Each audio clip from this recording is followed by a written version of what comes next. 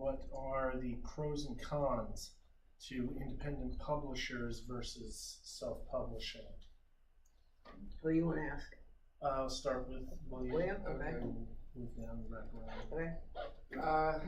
One of the pros of self-publishing is that there's more of a human connection between like authors. You know that you find yourself more networking with other people and finding out different venues and different like platforms that you can use for editing and for formatting and for actual promotion once the book is done.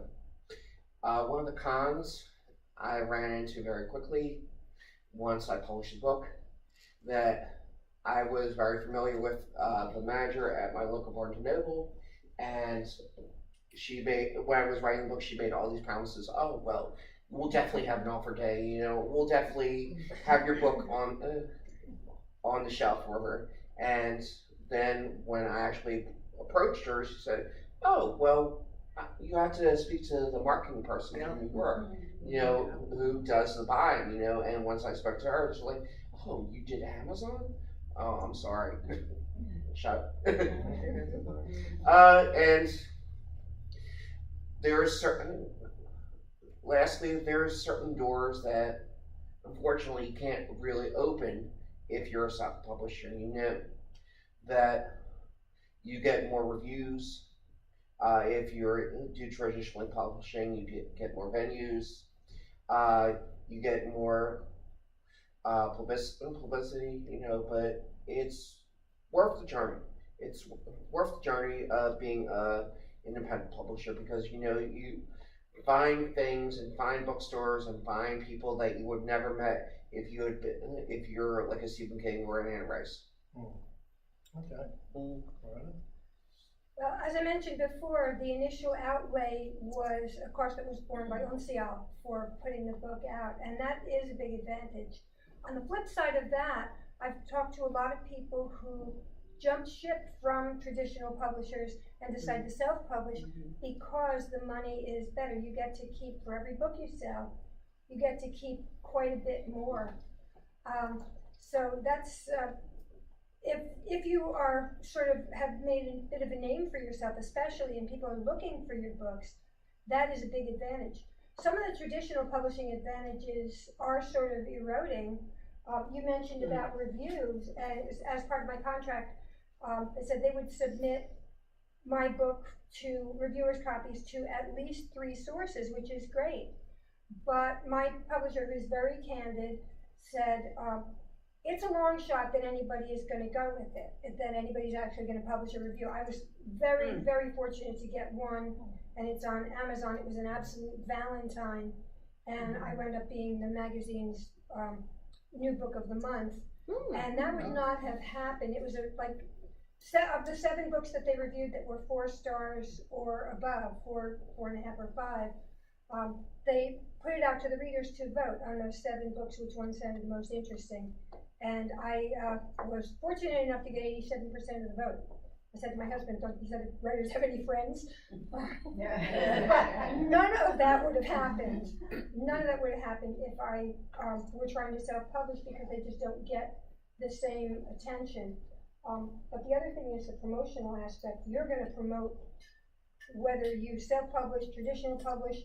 I went to a conference in 2005, and an editor from Penguin said, and that is a vast publishing empire.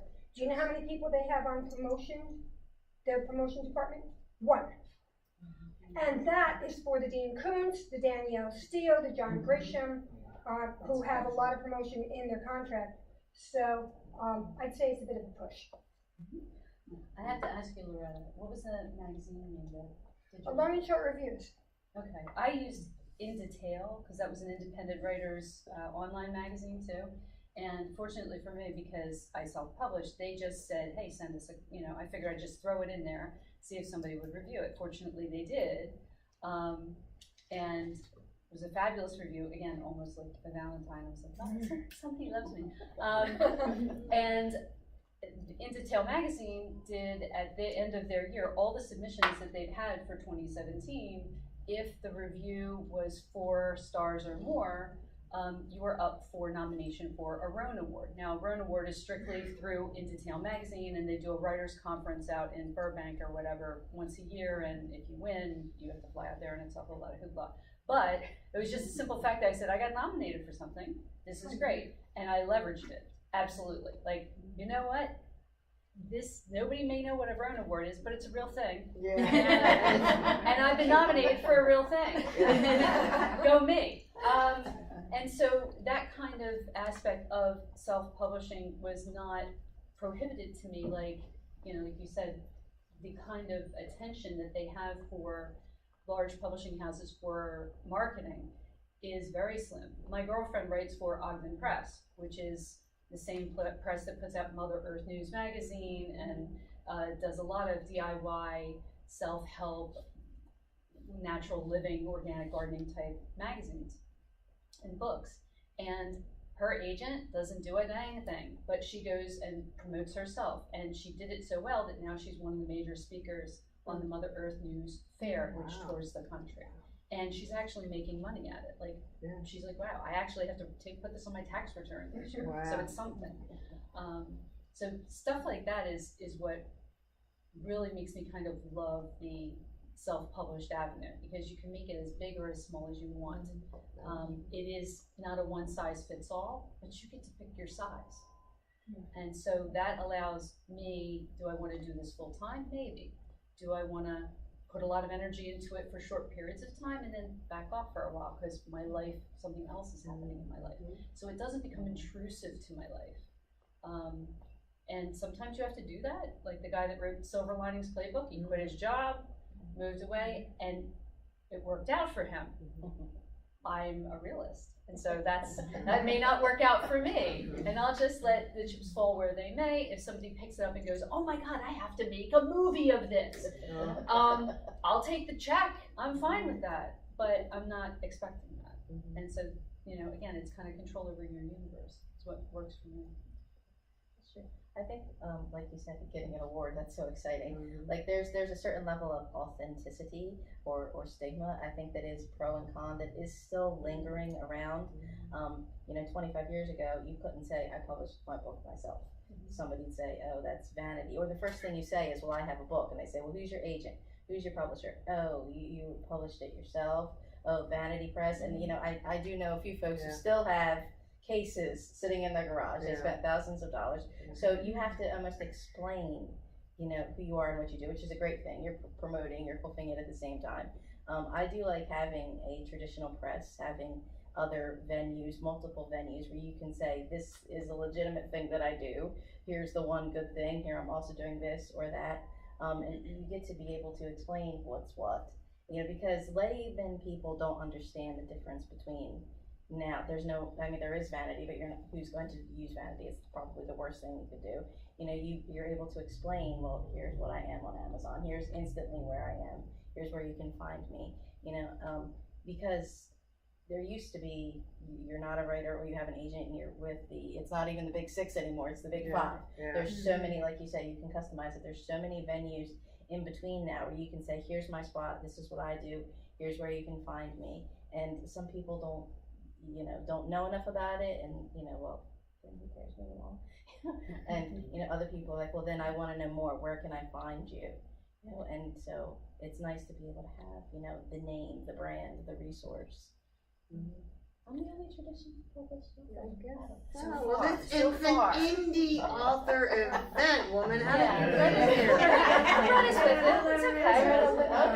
okay. Pros and cons. Well, I think I mentioned that if you get your foot in the door in this traditional publisher, they're going to have their rules. They're going to have their contracts with the tiny little writing that you're going to need to hire somebody to make sure that the contract is to your benefit as much as it is to the publisher, because it's not going to be either or. You're just hoping for both. And handing over control of your baby to somebody who may change it, may alter it, may mismanage where it ends up, may mispromote where it's who the readers are.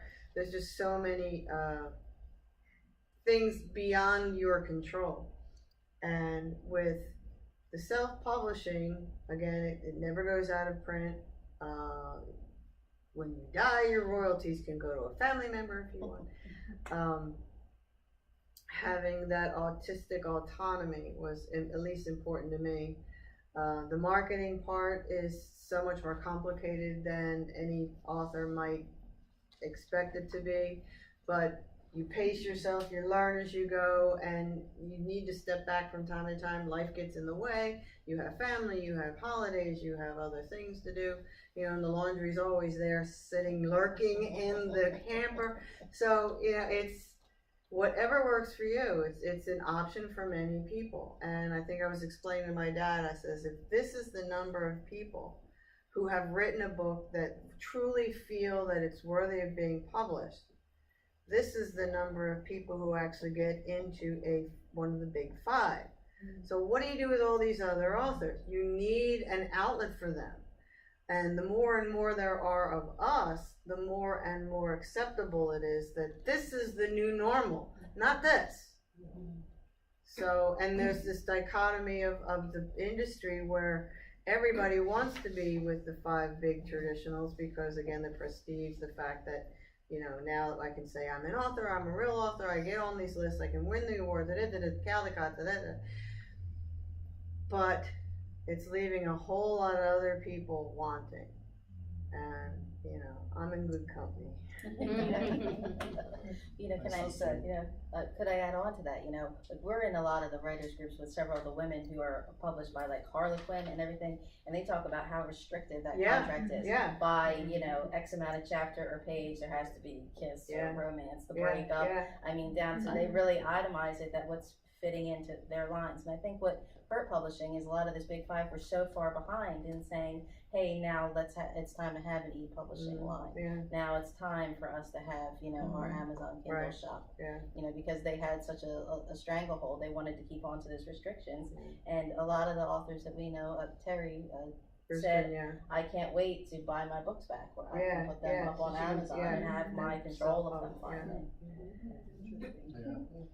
So I'm pretty much in the same boat as a lot of people who've expanded on what I said before. Obviously, I had a lot of problems with, you know, small independent publishers that turned out to be scams, which, you know, I do a whole talk about what to look for now and what to watch out for with scam publishers and things like that. But yeah, it's really, there's the pros and cons. There's been almost no, the only benefit was the feeling of having other people behind you. For me, with being in a publishing house, and that was good because, you know, I was self-conscious. I wasn't, you know, I didn't really believe in myself and my ability to, you know, to publish a book on my own and do all this, you know, stuff that needs to be done. Now I know that I have that capability and I've done it, and I've gotten a couple books out now on my own. Then I'm not as scared of that. So the self-publishing, it really, to me, it makes a big difference. I'm so much happier with it, with doing it myself and not having to go through other people to double check this, or can I do this, or, you know, how do I do this? You know, how can I get a copy of my own book, you know, so that I can take it to an event like this. You know, now I go to Create Space, I order however many copies, and I'm done. So.